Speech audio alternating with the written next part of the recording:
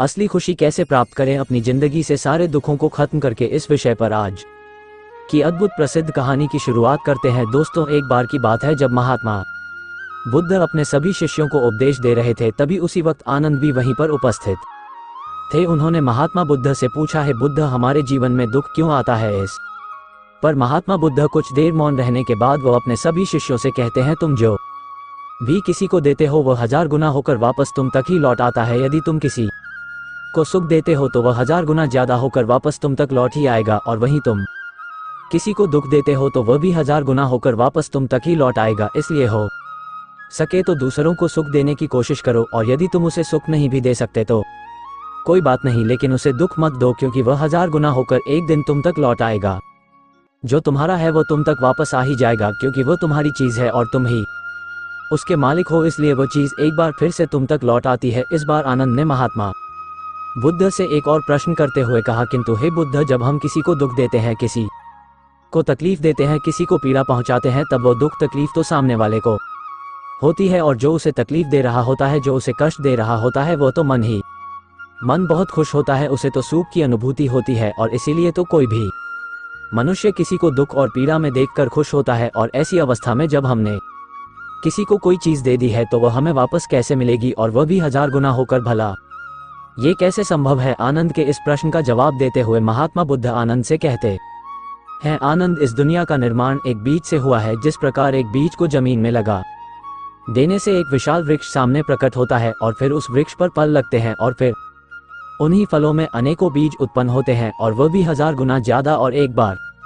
फिर से उन्हीं बीजों के माध्यम से विशाल वृक्ष बनते हैं, और उन्हीं वृक्षों से फल मिलते हैं, और फिर से उन फलों से बच प्राप्त होता है। इसी तरह ये बार बार 1000 गुना होता ही चला जाता है। इस पर आनंद महात्मा बुद्ध से कहते हैं, किंतु हे बुद्ध, ये तो हमारा मन है, भला हमारे मन में ये प्रक्रिया कैसे काम करती है? इस पर महात्मा बुद्ध आनंद से कहते हैं, आनंद, जब हम किसी को दुख देते हैं, किसी को पीड़ा पहुंचाते हैं, किसी को कष्ट दे रहे होते हैं, तो ठीक उसी वक्त हमारे मन में भी एक बीज बोया जाता है, और वो बीज हम खुद ही बोते हैं, क्योंकि जो भी हमारे मन में होता है वही हम दूसरों को दे पाते हैं। अर्थात यदि हमारे मन में सुख होगा तो हम सुख ही दूसरों को दे पाएंगे, यदि हमारे भीतर दुख होगा तो हम दुख ही दूसरों को देंगे। अर्थात जो हमारे पास है वही हम दूसरों को दे पाते हैं, और जैसे ही हम दूसरों को दुख, पीड़ा या कष्ट देते हैं, वैसे ही एक बीज हम अपने मन में भी बो देते हैं। अब जरा तुम खुद ही सोच लो कि जब वो बीज एक विशाल वृक्ष का रूप लेगा और उस पर फल लगेंगे, और उन फलों से एक बार फिर से बीज पैदा होंगे, और उन बीजों से एक बार फिर से विशाल वृक्ष तैयार होंगे, और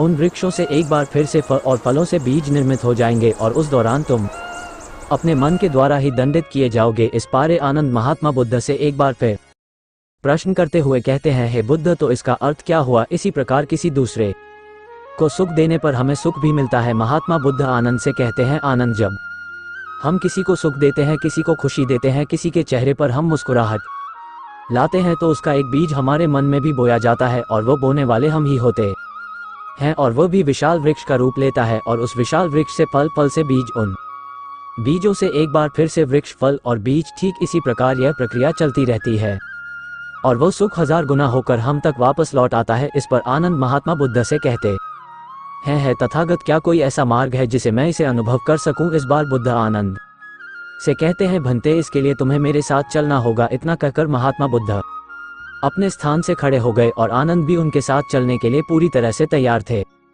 महात्मा बुद्ध आनंद को लेकर एक दूसरे स्थान के लिए चल पड़े। काफी देर यात्रा करने के बाद उन्हें रास्ते में एक भूखा व्यक्ति नजर आया। उस भूखे व्यक्ति की ओर इशारा करते हुए महात्मा बुद्ध आनंद से कहते हैं, आनंद, वो देखो, एक बूढ़ा और भूखा व्यक्ति वहां पर बैठा हुआ है। एक काम करो, तुम उसके पास जाओ और उसे भोजन दो, और देखो वापस में तुम्हें क्या मिलता है। जो भी तुम्हें मिले मुझे आकर तुम जरूर बताना। आनंद महात्मा बुद्ध की बात मान लेते हैं। वो उस बूढ़े और भूखे व्यक्ति के पास जा पहुंचते हैं, और उस भूखे व्यक्ति से कहते हैं, क्या आप भूखे हैं? अगर हाँ तो आप चाहे तो मेरे पास कुछ भोजन है, मैं आपको वो दे सकता हूँ, और आप उस भोजन को ग्रहण कर सकते हैं और अपनी भूख शांत कर सकते हैं। इस पर वो बूढ़ा व्यक्ति आनंद से कहता है, महात्मा, मैं बहुत भूखा हूँ, मुझे बहुत जोरों की भूख लगी है। अगर आप मुझे भोजन देंगे तो मैं आपका बहुत आभारी रहूंगा। आनंद ने मुस्कुराते हुए उस बूढ़े व्यक्ति को भोजन थमा दिया। इस पर वो बूढ़ा व्यक्ति आनंद से कहता है, सुखी रहो, खुश रहो। इसके बाद आनंद वापस महात्मा बुद्ध के पास लौटे। इस पर महात्मा बुद्ध ने आनंद से पूछा, आनंद तुम्हें वहां पर क्या प्राप्त हुआ? इस पर आनंद थोड़ा सा उदास तौर में महात्मा बुद्ध से कहते हैं, तथागत मुझे तो वहां पर कुछ भी प्राप्त नहीं हुआ, उस बूढ़े व्यक्ति ने मुझे कुछ भी नहीं दिया। इस पर महात्मा बुद्ध मुस्कुराने लगे और आनंद से कहते हैं, आनंद यही तो हमारी समस्या है कि हमें कुछ मिल भी जाता है और हमें पता तक नहीं चलता। इसी कारण हम दूसरों को दुख ज्यादा देते हैं और सुख कम देते हैं। आनंद महात्मा बुद्ध की यह बात सुनकर समझ नहीं पा रहा था। तब यह आनंद महात्मा बुद्ध से कहते हैं, तथागत आप क्या कहना चाहते हैं? मैं आपकी बात समझ नहीं पाया। इस पर बुद्ध मुस्कुराते हुए आनंद से कहते हैं, आनंद जब तुमने उस बूढ़े व्यक्ति को भोजन दिया, उन्हें भोजन कराया, तो क्या तुम्हें सुख की अनुभूति नहीं हुई? क्या तुम्हें भीतर से एक खुशी की तरंगे महसूस नहीं हुई? क्या तुम्हें तनिक भी अच्छा नहीं लगा? और क्या उस व्यक्ति ने तुम्हें जाते वक्त आशीर्वाद नहीं दिया? इस बार आनंद जवाब देते हुए महात्मा बुद्ध से कहता है, हाँ मुझे बहुत खुशी हुई, अंतर्मन में एक परम सुख का अनुभव हुआ और इस बूढ़े व्यक्ति ने मुझे आशीर्वाद भी दिया। इस पर महात्मा बुद्ध आनंद से कहते हैं, भंते यही तो मैं कह रहा हूँ कि यहाँ से तुम्हें 2 बीज प्राप्त हुए हैं और केवल अभी तक तुम्हें बीज मिले हैं और उन बीजों से ही तुम्हें इतनी खुशी हो रही है, जबकि अभी तो ये बीज मात्र ही है। जब यह विशाल पेड़ का रूप लेंगे तो तुम्हें 1000 गुना उससे भी ज्यादा सुख प्राप्त होगा। आनंद को महात्मा बुद्ध की बात समझ में आ चुकी थी। तभी महात्मा बुद्ध आनंद से कहते हैं, और आगे चल। इतना कहकर महात्मा बुद्ध और आनंद आगे चल पड़ते हैं। कुछ दूर और यात्रा करने के बाद रास्ते में एक गरीब व्यक्ति बैठा हुआ था, जिसके पास कुछ धन था और वह उस धन से अपने परिवार के लिए भोजन खरीदना चाहता था। तभी उस गरीब व्यक्ति की ओर इशारा करते हुए महात्मा बुद्ध आनंद से कहते हैं, आनंद तुम्हें वह गरीब व्यक्ति नजर आ रहा है? इस पर आनंद जवाब दे हुए कहते हैं, हाँ बुद्ध मुझे वह गरीब व्यक्ति नजर आ रहा है। इस पर बुद्ध आनंद से कहते हैं, देखो उसके पास कुछ धन है और मुझे ऐसा प्रतीत हो रहा है कि वह अपने परिवार के लिए उस धन से भोजन लेना चाहता है। इसलिए तुम एक काम करो, उस गरीब व्यक्ति के पास जाओ और उसका धन छीन कर ले आओ। आनंद को महात्मा बुद्ध की बात समझ नहीं आई, लेकिन फिर भी उन्होंने महात्मा बुद्ध की बात मान ली और वह उस गरीब व्यक्ति के पास पहुंचे। उस देर उसे नेहा और फिर वह वापस बुद्ध के पास वापस लौट आए। इस पर बुद्ध आनंद से कहते हैं, क्या हुआ? तुम उस गरीब व्यक्ति का धन छीन कर नहीं लाए?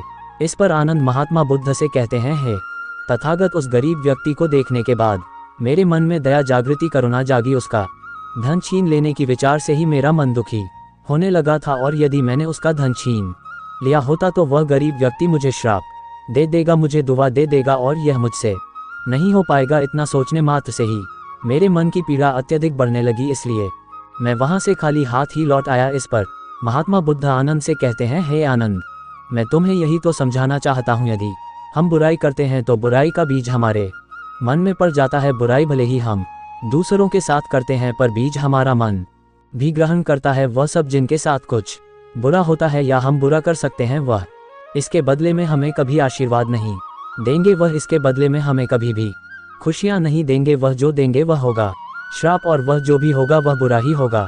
और ये दोनों बीज जब हमारे मन में पड़ जाते हैं तो वह फिर से 1000 गुना का हिसाब चलने लगता है, और इसे रोक पाना बहुत मुश्किल है।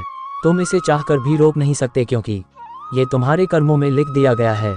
इसलिए अपने कर्मों पर ध्यान देना चाहिए। वह व्यक्ति चाहे कोई भी क्यों ना हो, वह चाहे कोई राजा हो, उसे अपने कर्म सोच समझकर करने चाहिए। अन्यथा जो चीज़ उसने किसी को दी है वह चीज़ उसे भी वापस 1000 गुना होकर ही मिलेगी, और वह इसके लिए कुछ नहीं कर सकता। वह चाहकर भी इसे बदल नहीं सकता। आगे महात्मा बुद्ध आनंद को समझाते हुए कहते हैं, हे आनंद इसलिए कर्म बहुत सोच समझकर करने चाहिए, क्योंकि तुम्हारे कर्म तुम पर बोझ भी बन सकते हैं और तुम्हारी शक्ति भी। यदि तुम अच्छे कर्म करोगे तो तुम्हें सुख मिलेगा, यदि तुम बुरे कर्म करोगे तो तुम्हें दुख से कोई नहीं बचा सकता। इस पर आनंद दोनों हाथ जोड़कर महात्मा बुद्ध से कहते हैं, मुझे आपकी सारी बातें अच्छी तरह समझ में आ चुकी हैं। मैं ये समझ चुका हूँ कि इंसान को हमेशा अच्छे कर्म करने चाहिए।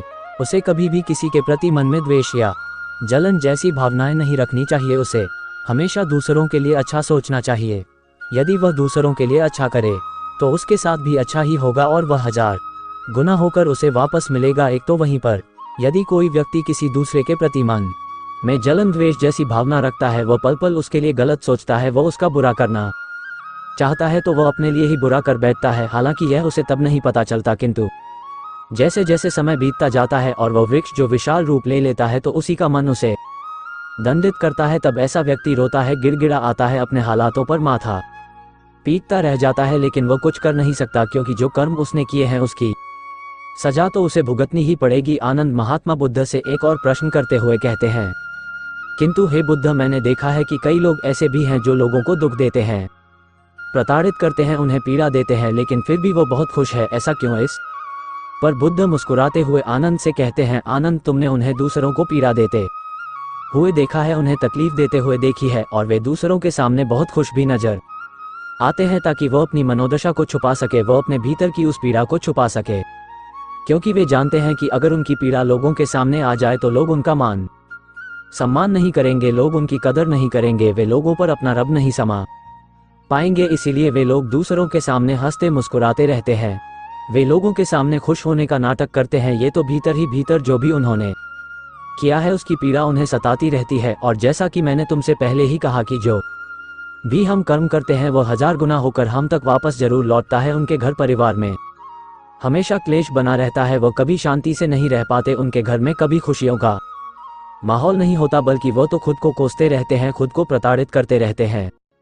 इतना कहकर महात्मा बुद्ध शांत हो गए और आनंद को भी अपने सभी प्रश्नों का जवाब मिल चुका था। दोस्तों, आए दिन हम भी अपने जीवन में कुछ ऐसे ही जी रहे हैं। हम भी दूसरों से जलते हैं, दूसरों से ईर्ष्या करते हैं, दूसरों के प्रति मन में द्वेष रखते हैं। हम चाहते हैं कि दूसरा कोई हमसे आगे ना निकल पाए, अन्यथा हम उससे पीछे रह जाएंगे। हम चाहकर भी उसे आगे नहीं जाने देना चाहते, और जब वह आगे निकलने की कोशिश करता है तो हम तरह तरह के षड्यंत्र रचते हैं ताकि वह आगे ना बढ़ पाए और हम उसे वापस पीछे खींच लाए। लेकिन आप ये बोल रहे हैं कि आप किसके लिए षड्यंत्र रच रहे हैं? आप किसका बुरा कर रहे हैं? आप अपने लिए ही बुरा कर रहे हैं, क्योंकि जो भी कर्म आप कर रहे हैं वह 1000 गुना होकर वापस आपको ही मिलने वाला है। इसीलिए जब भी आपके सामने ये स्थिति उत्पन्न होती है कि आपका कुछ भी अच्छा नहीं हो रहा होता, आप चाहकर भी कुछ अच्छा नहीं कर पाते, आप चाहकर भी उन्नति नहीं कर पाते, तब आपको बुरा लगता है, तब आप दुख में पूरी तरह से डूब जाते हैं। आप चाहकर भी अपने लिए अच्छा नहीं कर पाते, और उसके दौरान भी आप अपनी गलतियों को नहीं मानना चाहते, बल्कि आप उन गलतियों का दोष दूसरों पर मर देते हैं। आपको लगता है कि आपके साथ जो कुछ भी हो रहा है उसका कारण कोई दूसरा व्यक्ति है, किंतु ऐसा नहीं है। आपके साथ जो कुछ भी हो रहा है वह आपके द्वारा किए गए कर्मों का ही फल है, जो 1000 गुना होकर आपको ही वापस मिल रहा है। इसलिए अच्छे कर्म कीजिए। यदि आप अच्छे कर्म करेंगे तो आपको भी अच्छा फल ही मिलेगा। यदि आप किसी के लिए अच्छा सोचेंगे, उसकी उन्नति के बारे में सोचेंगे, तो आपके साथ भी वैसा ही होगा। आपकी उन्नति होगी, आपके साथ हमेशा अच्छा होगा, आप हमेशा खुश रहेंगे और आपको किसी चीज की कोई कमी नहीं होगी। किंतु वहीं पर यदि आप किसी के लिए बुरा सोचते हैं, किसी के प्रति द्वेष या जलन की भावना रखते हैं और उसे आगे नहीं बढ़ना देना चाहते हैं, तो आपके साथ भी वैसा ही होगा। आप चाहकर भी आगे नहीं बढ़ पाएंगे, आपका मन हमेशा प्रताड़ित रहेगा, आप चाहकर भी खुश नहीं रह पाएंगे, आपके घर में हमेशा कलश होगा और आप हमेशा दुखी रहेंगे। इसलिए आज से ही जब भी आपके मन में नकारात्मक भावनाएं उत्पन्न हो, किसी को देखकर आपके मन में षड्यंत्र रचने की इच्छा जागृत हो, तो अपने आप से सवाल करें कि क्या यह सही है जो भी मैं सोच रहा हूं? क्या ये करना उचित है? यदि आप थोड़ा भी जागरूक होंगे तो आपके भीतर से एक ही आवाज आएगी, नहीं, ऐसा करना बिल्कुल भी उचित नहीं है।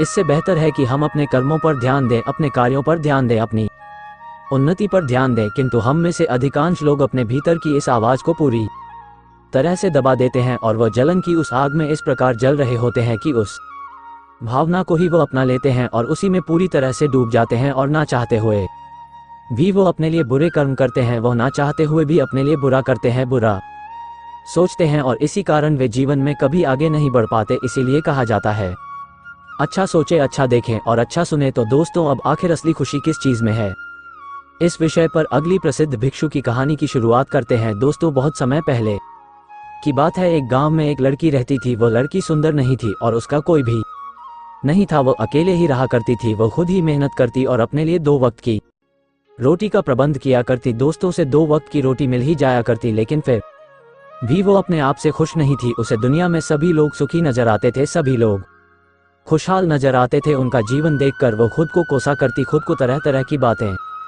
कहती। वो कहती थी, है ईश्वर, आपने सभी को खुशहाल बना है, सभी को सुख दिया है, सभी को सुंदर बनाया है, तो मुझे क्यों नहीं? आखिर मैंने किया क्या था? आखिर मेरी गलती क्या थी? मैं जानती हूँ आप मुझसे कोई बदला ले रहे हैं। इसी प्रकार एक दिन वो अपने आप से नाराज होकर, निराश होकर एक पेड़ के नीचे बैठी हुई थी और रो रही थी। तभी वहां से एक बौद्ध भिक्षु भिन करके गुजर रहे थे। उन्होंने जब उस लड़की को रोते हुए देखा तो वो उसके पास गए और उन्होंने उस लड़की से कहा, पुत्री क्या बात है, तुम क्यों रो रही हो? इसका जवाब देते हुए वे लड़की उन बहुत भिक्षु से कहती है गुरुवर, मुझसे कोई प्यार नहीं करता, मुझे कोई पसंद नहीं करता, क्योंकि मैं काली हूँ, मैं सुंदर नहीं हूँ और मेरे रंग को लेकर लोग मेरा मजाक बनाते हैं। मेरा कोई नहीं, मेरे पास तो धन भी नहीं है। इस दुनिया में हर कोई सुखी है, हर किसी के पास सब कुछ है, हर कोई अपना जीवन खुशहाली से जी रहा है, सभी के पास सब कुछ है, तो मेरे पास क्यों नहीं? आखिर मैंने क्या किया था? आखिर इसमें मेरा क्या कसूर है? क्या मुझे सुखी होने का हक नहीं? क्या मुझे अपना जीवन खुशहाली से जीने का हक नहीं? उन बौद्ध भिक्षु ने उस लड़की की सारी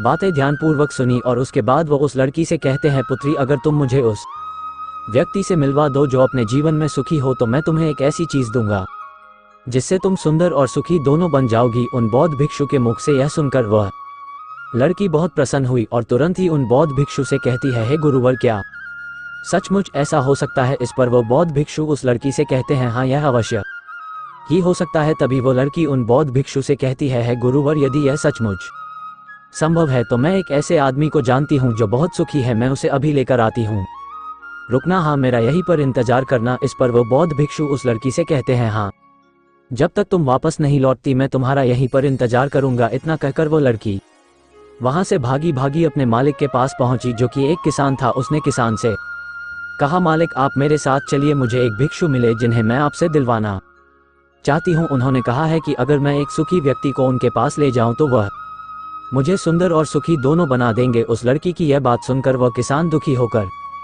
उस लड़की से कहता है, मैं तुम्हें कहाँ से सुखी लगता हूँ? इस पर वो लड़की उस किसान से कहती है, मालिक आपके पास तो सब कुछ है, आपके पास तो घर है, अच्छा खाने के लिए है, रहने के लिए अच्छा मकान है, आपका अपना परिवार है और आपके पास धन भी है, तो आप दुखी कैसे हो सकते हो? इस पर वो किसान जवाब देते हुए कहता है, अरे मूर्ख, मेरी फसल अच्छी नहीं हो रही, इसलिए उसके दाम भी अच्छे नहीं मिल रहे और राजा को लगान भी देनी है। मेरे पास तो अब इतने पैसे भी नहीं रहे हैं कि मैं फिर से अच्छे किस्म के बीज खरीद सकूं और इस बार बरसात में मेरी सारी की सारी फसल भी खराब हो गई थी। अब तो मेरे हालत और अधिक खराब हो चुके हैं और ऐसे हालातों में मैं सुखी कैसे रह सकता हूं? जाओ किसी और को ढूंढो जो सचमुच सुखी हो। इस पर वो लड़की अपने मालिक से कहती है, मालिक तो आप ही बताइए, आपके हिसाब से कौन सबसे ज्यादा सुखी है जिसे मैं अपने साथ ले जा सकूं? इस पर वो किसान कुछ देर सोच विचार कर उस लड़की से कहता है, मुझे लगता है कि व्यापारी बहुत सुखी है, उन्हें ना तो फसल उगाने की चिंता है और ना ही फसलों की देखरेख करने की, उन्हें तो बस फसल खरीदनी होती है और वह उसे कहीं से भी खरीद सकते हैं और वे अन्य चीजों का भी व्यापार करते हैं जिनका मौसम से कोई लेना देना नहीं होता और वे लोग हमसे कहीं ज्यादा अधिक धन भी कमाते हैं, लोग उनका आदर सम्मान भी करते हैं। मुझे तो लगता है कि वही सबसे सुखी है, तुम उन्हीं के पास जाओ। वो लड़की अपने मालिक की बात सुनकर वहां से भागे एक व्यापारी के पास जा पहुंची और उस व्यापारी से कहती है, मालिक आप मेरे साथ चलिए, मुझे एक भिक्षु मिले हैं जिन्हें मैं आपसे मिलवा चाहती हूँ। उन्होंने कहा है कि किसी ऐसे सुखी व्यक्ति को ले आओ जो सचमुच सुखी हो और उसके बाद वो मुझे एक ऐसी चीज देंगे जिससे मैं सुंदर और सुखी दोनों हो जाऊंगी। उस लड़की की यह बात सुनकर व्यापारी दुख भरे शब्दों में उस लड़की से कहता है, अरे हमारे जीवन में कहाँ सुख है, चारों ओर से तो हमें दुख ने ही घेर रखा है। चोर लुटेरे डकैत, हमें सबका ध्यान रखना पड़ता है, व्यापार में अभी बहुत घाटा भी चल रहा है और तो राजा हमसे अतिरिक्त कर भी वसूल रहे हैं, जिससे अब व्यापार करने में बहुत दिक्कत आने लगी है, हमें सुरक्षा भी नहीं मिल पा रही, जीवन पर हमेशा कोई ना कोई संकट मंडराता ही रहता है, मुझे तो ऐसा लगता है कि मुझसे दुखी इस दुनिया में और कोई नहीं।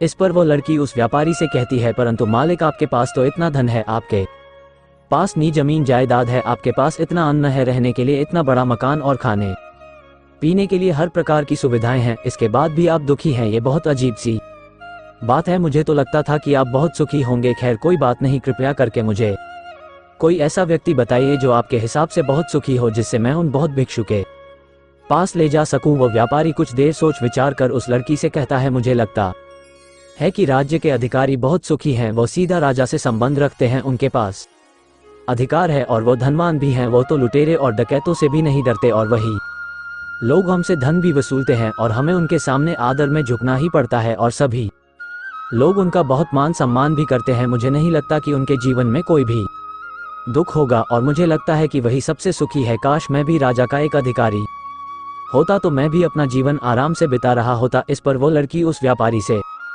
कहती है, मालिक क्या आप किसी अधिकारी को जानते हैं, क्या आप मुझे उनसे मिलवा सकते है, मैं उन्हें अपने साथ ले जाऊंगी। अगर वो सबसे सुखी हुए तो इसके बाद मुझे वो बौद्ध भिक्षु कुछ ऐसी चीज दे देंगे जिससे मैं भी सुंदर और सुखी हो जाऊंगी। बताइए ना, आप मुझे किसी अधिकार से मिला सकते हैं, मैं आपकी बहुत आभारी रहूंगी। व्यापारी को उस लड़ पर दया गई, उसने उस लड़की को एक अधिकारी से मिलवा ही दिया। लड़की ने अधिकारी से मिलने के बाद उस अधिकारी से कहा, मालिक आप मेरे साथ चलिए, मुझे एक भिक्षु मिले हैं जिन्हें मैं आपसे मिलवा चाहती हूँ। उन्होंने मुझसे कहा है कि अगर मैं एक सुखी व्यक्ति को उनसे मिलवा दूंगी तो वो मुझे एक ऐसी चीज देंगे जिससे मैं सुंदर और सुखी दोनों हो जाऊंगी। इस पर वो अधिकारी उस लड़की से कहता है, तुम्हें किसने कह दिया कि मैं सुखी हूँ? अरे मेरे जैसा दुखी वह व्यक्ति तो इस दुनिया में और कोई नहीं होगा। तुम्हें नहीं पता, लेकिन हम पर कितना दबाव होता है, हमारे ऊपर कितनी जिम्मेदारियां होती हैं, हमें हर एक आदेश को पूरा करना होता है और वह आदेश भी इतनी आसानी से पूरे नहीं होते। उनके लिए हमें कितनी मुश्किल उठानी पड़ती है, कितनी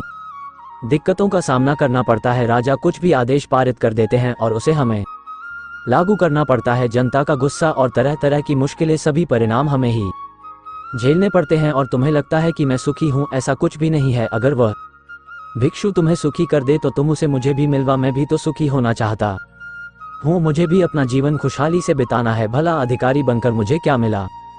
रोज रोज तरह तरह के तनाव। इस पर वे लड़की आश्चर्य से उस अधिकारी से कहती है, मालिक जहाँ तक मैं सोचती थी कि आप सबसे सुखी हैं, लेकिन आप भी सुखी नहीं लग रहे। परंतु आपको क्या लगता है इस दुनिया में कोई ऐसा व्यक्ति है जो सबसे सुखी हो? क्या आप मुझे बता सकते हैं? मैं आपकी बहुत बहुत आभारी रहूंगी। उस लड़की की सारी बातें सुनने के बाद उस अधिकारी को उस लड़की पर दया आ गई। उस अधिकारी ने उस लड़की से कहा, देखो मुझे तो ऐसा लगता है कि इस पूरे राज्य में केवल एकमात्र व्यक्ति ही सुखी है और वह है इस राज्य का राजा। मुझे तो केवल वही सुखी लगते हैं, उन्हें किसी की सुननी नहीं पड़ती। वह नियम बनाते हैं, आदेश दे देते हैं, सुरक्षा कर्मियों से घिरे रहते हैं और सब उनके सामने झुकते भी हैं। ना उन्हें धन की कमी है और ना जमीन जायदाद की। सारे धरती को उन्होंने जीत लिया है, वह सबके मालिक है और सबसे उच्च वही है जो एकमात्र सुखी व्यक्ति है। काश मैं भी किसी राजा के घर पर जन्मा होता तो आज मैं भी बहुत सुखी होता।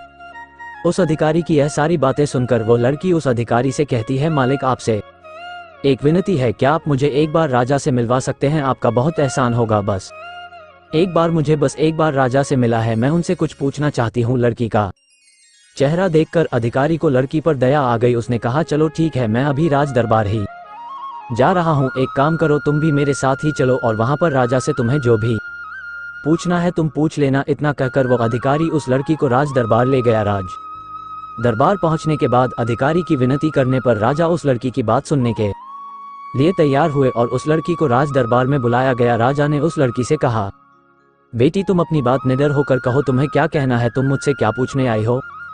इस पर वो लड़की थोड़ा घबराते हुए, थोड़ा डरते हुए राजा से कहती है, राजन मैं एक संपूर्ण सुखी व्यक्ति को ढूंढ रही हूँ। मुझे एक भिक्षु मिले हैं और उन्होंने मुझसे कहा है कि यदि तुम कोई ऐसा सुखी व्यक्ति मुझसे मिलवा दो तो मैं तुम्हें एक ऐसी चीज दूंगा जिससे तुम सुंदर और सुखी दोनों हो जाओगी। काफी लोगों से मिलने के बाद मुझे ये पता चला कि आप ही हैं जो इस दुनिया में एकमात्र सुखी व्यक्ति हैं, तो क्या आप मेरे साथ उन भिक्षु से मिलने चलेंगे? आपका बड़ा एहसान होगा। राजा उस लड़की की बात ध्यानपूर्वक सुनता है और उसके बाद जोर जोर से हंसने लगता है और उस लड़की से कहता है, अच्छा सबकी तरह तुम्हें भी लगता है कि मैं इस दुनिया का सबसे सुखी व्यक्ति, लेकिन यदि कोई मुझसे पूछे कि इस दुनिया में सबसे दुखी व्यक्ति कौन है तो वह मैं ही हूँ। मेरे पास नींद नहीं है, मेरे पास आराम नहीं है, मैं आराम से सो नहीं पाता।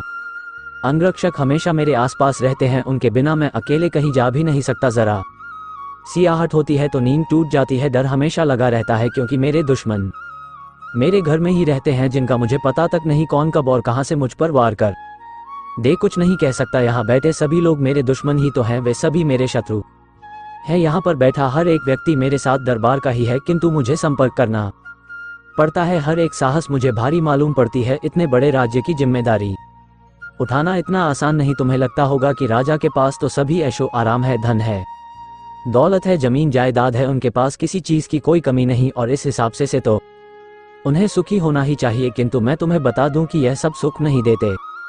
इस पर वो लड़की राजा से कहती है, राजन क्षमा कीजिएगा, परंतु यदि सुख धन दौलत नहीं देती, राज्य नहीं देता, जमीन जायदाद नहीं देती, ऐशो आराम नहीं देता तो क्या हुआ, कम से कम सुंदरता तो सुख देती है। इस पर वह राजा एक बार फिर मुस्कुराते हुए उस लड़की से कहता है, पुत्री सुंदरता जो मैंने देखी है, जो लोग शक्ल से सुंदर होते हैं उनके मन सुंदर नहीं होते वे लोग तो एक मुखौटा लगाए घूमते रहते हैं, वे दूसरों को दिखाते हैं कि मैं कितना सुंदर हूँ, लेकिन समय सबकी सुंदरता छीन लेता है। एकमात्र सुंदरता मन में ही रहती है और जिसका मन सुंदर है वो हमेशा ही सुंदर रहता है। इस पर वो लड़की राजा से कहती है महाराज तो आप भी बताइए कि आपके हिसाब से इस दुनिया में सबसे सुंदर और सुखी कौन है। इस पर वह राजा लड़की से कहता है पुत्री मेरे हिसाब से तो एक गरीब व्यक्ति जो 2 वक्त की रोटी का प्रबंध कर सके, बस इतना ही, जो किसी तंत्र बिना किसी बंदिशों के बिना किसी भी दिशा में घूम सके, उसे कुछ भी छिन जाने का डर ना हो, कुछ भी लुट जाने का खौफ ना हो, जिसे रात को अच्छी नींद आती हो। मुझसे पूछोगे तो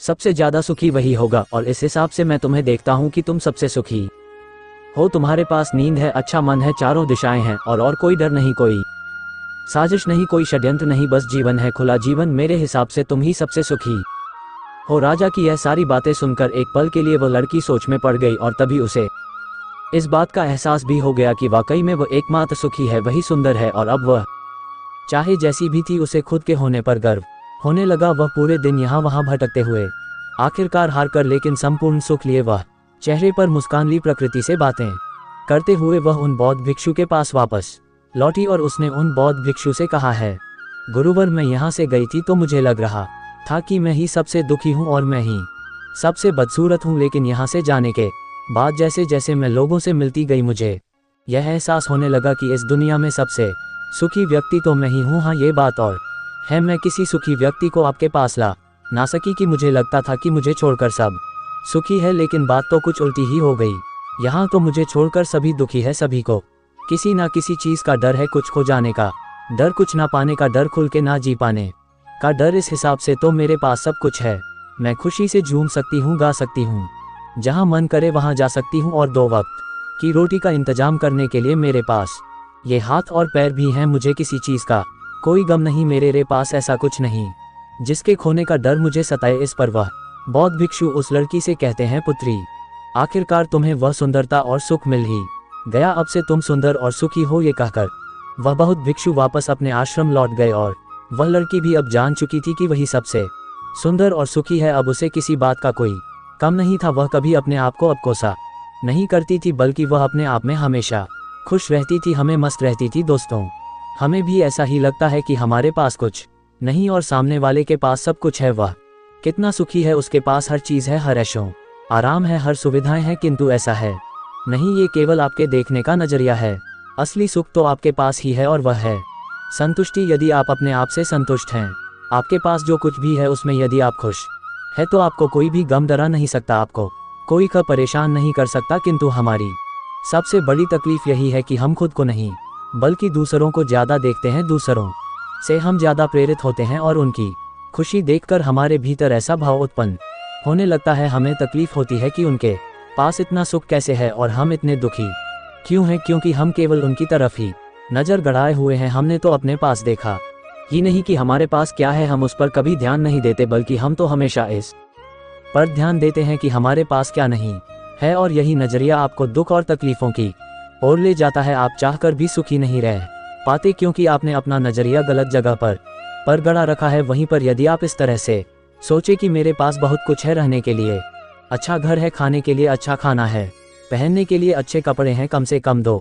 वक्त की रोटी का आपके लिए इंतजाम भी हो जाता है, लेकिन बहुतों के पास तो ये भी नहीं होता, तो क्या आप सुखी नहीं है? क्या आपके पास वह सब नहीं है जो उनके पास नहीं? ज़रा एक पल के लिए सोच कर देखिएगा, अब आप में से कितने लोग ये कहेंगे कि यह सब तो खाली बेकार की बातें, ऐसा कहने से कुछ नहीं होता। लेकिन मेरी बात का विश्वास कीजिए, बस एक बार के लिए आप 24 घंटे के लिए ये सोच कीजिए कि आप केवल सकारात्मक सोचेंगे और अपने जीवन में हो रहे सकारात्मक विचारों पर ध्यान देंगे, सकारात्मक घटनाओं पर ध्यान देंगे। आप देखेंगे कि वह दिन आपका बहुत अच्छा बीतेगा और उस दिन आप बहुत अच्छा महसूस करेंगे। आप जिस कार्य में हाथ डालेंगे वह कार्य आप पूरा भी कर सकेंगे, आप उस दिन जैसा चाहेंगे वैसा कर पाएंगे। क्या आप अपने आप को चुनौती देने के लिए तैयार हैं? क्या आप 24 घंटे केवल अच्छा सोचने के लिए तैयार हैं? अगर हाँ तो आप मुझे कमेंट में ज़रूर बताएगा, इससे ये भी पता चल जाएगा कि कितने लोग चाहते हैं कि उनका जीवन सचमुच बदले। दोस्तों मैं उम्मीद करता हूँ कि यह कहानी सुनने से आपके जीवन में अच्छे बदलाव आए होंगे। आपको इस वीडियो से क्या सीखने मिला ये कमेंट करके ज़रूर बताएं और अपने परिवार, दोस्तों या आपके करीबी इंसान के साथ यह कहानी शेयर करके उन्हें भी इस ज्ञान से परिचित करवाएं। बाकी अगर आपको ये वीडियो दिल से अच्छी लगी हो तभी इस वीडियो को लाइक कर देना, और आपने अब तक इस चैनल को सब्सक्राइब ना किया हो तो चैनल को सब्सक्राइब भी जरूर कर लेना। आपका हर दिन शुभ हो और खुशियों से आपका जीवन भरा रहे। धन्यवाद। नमो बुद्धाय।